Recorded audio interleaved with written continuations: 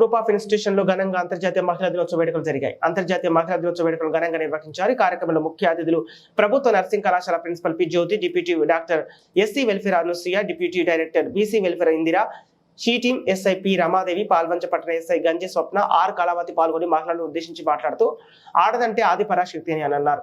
మహిళలు అన్ని రంగాల్లో పురుషులతో సమానంగా పోటీ పడుతున్నారని, ప్రస్తుతం సమాజంలో ఏ రంగంలోనూ మహిళలే ముందుంటున్నారని తెలిపారు. మహిళలు మారుతున్న సమాజంతో పాటు పరుగులు పెట్టాలని ఆకాంక్షించారు. అప్పుడే అనుకున్న లక్ష్యాన్ని చేరుకోగలరని గుర్తు చేశారు. ఈ కార్యక్రమంలో డైరెక్టర్లు మురళీ ప్రసాద్, కాశీ విశ్వనాథన్, ప్రిన్సిపల్స్ పురుషోత్తం, నరసింహారావు, సుమన్ తదితరులు పాల్గొన్నారు.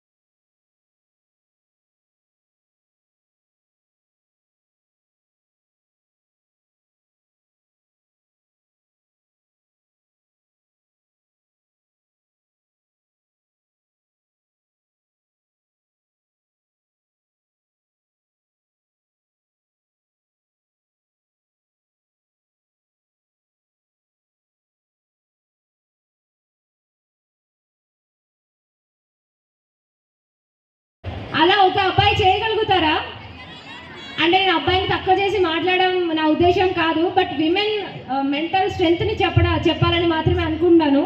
సో ఈ విధంగా కాకపోయినా ఒకవేళ ఏదైనా సిచ్యువేషన్ ఎదురై తన మ్యారీడ్ లైఫ్లో తను సింగిల్గా ఉండాల్సిన పరిస్థితి వచ్చినా కూడా తన పిల్లల కోసం చాలా కష్టపడుతుంది.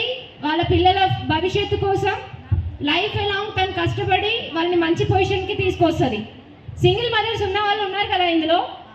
సో అది అంటే ఆ కష్టం ఏంటి, వాళ్ళ మదర్స్ ఎలా చూటి విమెన్కి కానీ లేదంటే కుటుంబ బాధ్యతను తీసుకున్న ఏ విమెన్ అయినా, అది స్వీపరా, ఇంట్లో పనులలోకి వెళ్తారా, ప్రైవేట్ జాబరా, బిజినెస్ విమెనా, లేదంటే గవర్నమెంట్ జాబరా అని కాదు, అలా కుటుంబ బాధ్యతను తీసుకొని జాబ్ అనే కాదండి, ఇంట్లో అమ్మ రోల్ అనేది చాలా పెద్దది.